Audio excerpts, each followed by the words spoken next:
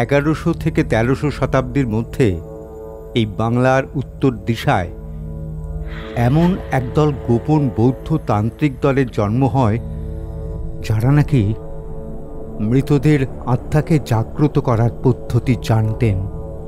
তাদের সাধন পদ্ধতি ছিল খুবই মারাত্মক এবং বিপজ্জনক।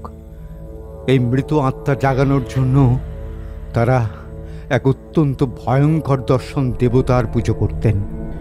বৌদ্ধ তান্ত্রিকদের এই গোপন দলটি কোনো মূর্তি নয়, একটি পুঁথিকে নিজেদের ইষ্ট দেবতা মনে করেন। তাতে চক্র সম্বরের পুজোর বিধিমন্ত্র এবং মৃতদের আত্মা জাগ্রত করার পদ্ধতি লেখা আছে। পুঁথিটিকে রক্ষা করার জন্য এরা যেমন অবলীলায় প্রাণ নিতেও পারতেন, তেমন প্রাণ দিতেও পারতেন। এই 8 জনকে একত্রে বলা হতো অষ্টমহাসিদ্ধ। তারাই ছিলেন পুঁথিটির রক্ষক, কিপার অব দ্য বুক।